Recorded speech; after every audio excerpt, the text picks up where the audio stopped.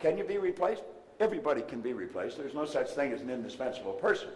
There was a poem written on that one time about the indispensable man. It says, put your arm in a bucket of water, stick it in up to the wrist, pull it out in the hole that remains is just how much you'll be missed.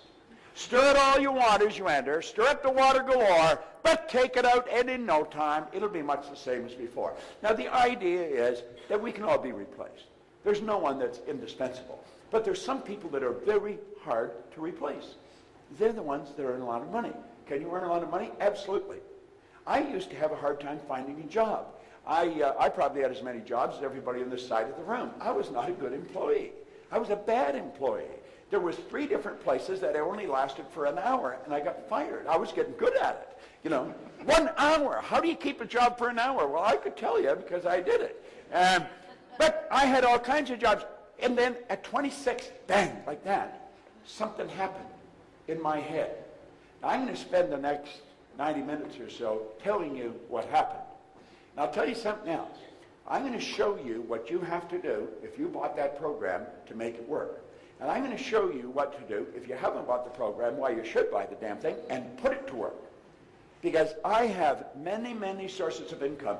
Way back around 1990, I was on a flight to Kuala Lumpur from Toronto. It's 25 hours in the air from Toronto to KL. If you go any further, you're coming back. It's as far as you can go, all right? Now, I play a game. I'll show you. Something tells me to tell you again. I carry this little calculator. This has got lots of miles on it. So I'll take it, and I reduced everything to the ridiculous. I'll hit 1, 2, 3, 4, 5, 6. Now I got 1 million, right? 1 with 6 zeros. Now 1 million, it seems like a pretty big number to most people. It does to me. And I play with numbers all the time. 1 million. So what do? Well, rather than choke on it or throw it away, let's break it down. So I'm going to divide the 1 million now by 12, because there's 12 months in a year. See, you can't think time and money at the same time, so I'm just going to think money. I'm just going to think money. Now, I realize I got to do this 12 times. I don't have to do it once. Now I'm down to 83,333. Now, that's a lot less than 1 million. But it's still quite a bit, because now I got to do it every month. So I take that, and I divide that by 4.3, because there's 4.3 weeks in a month. Now I'm down to 19,379. But I got to do that every week. That seems like quite a bit. I'll divide that by 2. I'm reducing it to the ridiculous. Now I'm down to 9,689. Okay? There's still quite a bit. If I got to do that between Monday and Wednesday, and again between Wednesday and Monday. I think I'll divide that now by 86. And you say, why 86? I just arbitrarily picked it. I could have picked 68. All right? Now, I'm down now to $112.67. Okay? Let me ask you a question, Tina. If I could show you a simple way that you could earn $1,112.67 twice a week. Now think of what I'm saying. I got this down to $112.67. If I could show you how to earn $1,112.67 twice a week, would you give me the 112 and keep the 1,000? I'm going to show you how to earn $1,112.67. You're not going to have to work very hard. It's not too much effort. Would you give me the 112 and keep the 1,000? I think you would too. Now, you see, I don't have to think of how to earn $1 million anymore. I just have to think, what the hell can I get Tina doing to earn $1,112.67 twice a week? And when I've got that figured out, if she'll do it, 85 other people will do it, and I get $1 million coming in. And all I've done is think. Is that a good idea? Yeah. Well, that's what he was talking about. This is it. Don't complicate it. You've got to keep it simple. Keep it really simple. Well, I was doing that on the plane, going to Malaysia.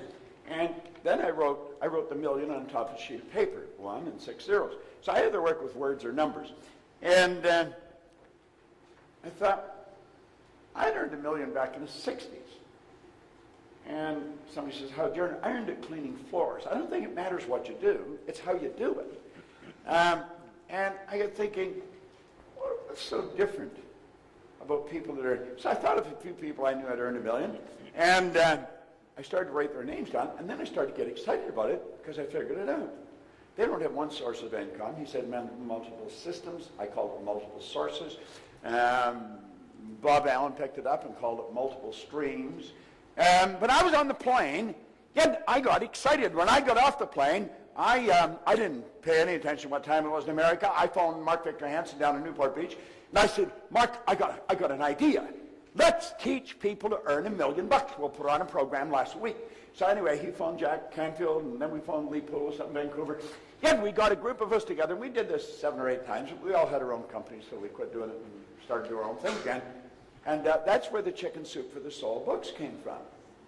Now, you know, I remember, it doesn't even matter if you're in the business, Hansen has this idea. He said, you know, we're going to write a book, and some girl over in Philadelphia said you should call it Chicken Soup for the Soul.